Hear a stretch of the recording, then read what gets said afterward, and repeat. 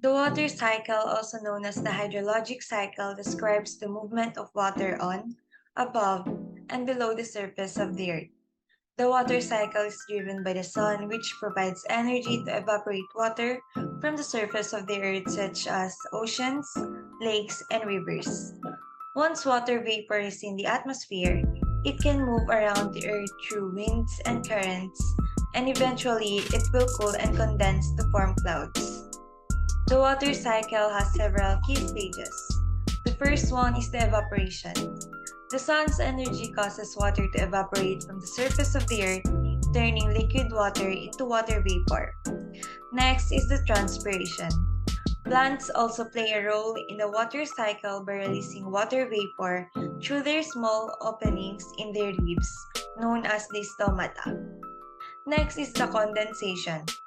The water vapor in the atmosphere cools and condenses to form clouds. Next is the surface runoff.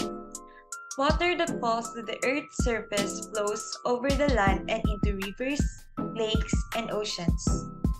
Next is the percolation. Groundwater can move through the soil and rock and eventually discharge into surface waters. And lastly, the infiltration. Some water that falls to the Earth's surface sucks into the ground and becomes part of the groundwater. The water cycle is a continuous process that is essential for maintaining the balance of the Earth's ecosystem and supporting life. It is also a crucial resource for human activities such as agriculture, industry, and energy production. The water cycle also plays a role in the movement of chemicals through the environment. For example, as water evaporates from the Earth's surface, dissolved minerals and other chemicals are left behind. These chemicals can be transported by precipitation and runoff to different parts of the Earth's surface, where they can have both beneficial and detrimental effects on plants, animals, and humans. Another chemical process involved in the water cycle is the dissolution of gases from the atmosphere into the water body. It can be dissolved into oxygen, carbon dioxide, and other trace gases.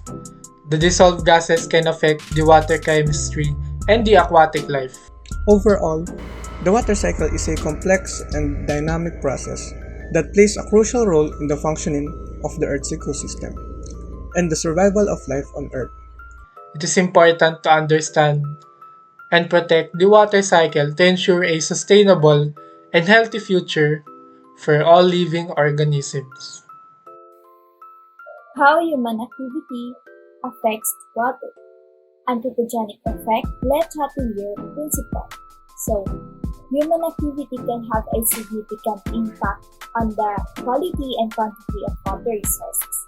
Anthropogenic effects or effects caused by human activity can include pollution, overuse of water resources, and changes to natural water system.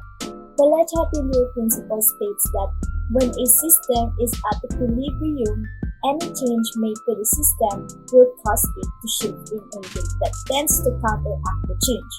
In the context of water resources, this principle can help to explain how human activities can have unintended consequences on the natural balance of water systems, such as causing changes in the pH or temperature of water. Life doesn't just exist here on land. About 71% of the Earth's surface is water covered. The oceans hold about 96.5% of all Earth's water. It is also far from impossible different species to exist. Invasive species are organisms that is not indigenous or native to a particular area. They can cause harm to the new area. To be invasive, a species must adapt to the new area easily. It must reproduce quickly, it must harm property, the economy, and the other organisms, but some species are brought to a new or certain area purposely. Now, knowing how vast and deep the oceans are and how they can quickly reproduce, scientifically speaking, it is not impossible to have entire aquatic species here in the oceans. That's where epigenetics comes in. Epigenetics is the study of how species, behavior, and the environment can cause changes that can affect the way a gene or genetics work. Again, it is a rapidly growing area of science that focuses focuses on the processes that help direct when individual genes are turned on. Some epigenetics modifications are also heritable, passed down from parents to offspring. This is a new phenomenon that is generally referred to as epigenetic inheritance, or passed down from multiple generations. Epigenetics contribute to disease fall into two classes. One involves genes that are encrypted genes, and the other class involves genes whose products participate in machinery. In summary, invasive species can have a negative impact on aquatic ecosystem and human activities, and it is important to take steps to prevent their introduction and further spread. An organism exists in a specific location because it has a role and purpose. It does not place species into a water space where they do not naturally belong.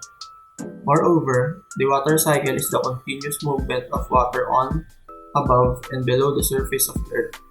It is driven by the sun's energy and has several key stages, such as evaporation, transpiration, condensation, precipitation, runoff, infiltration, and percolation, aiding humans in providing essential living conditions.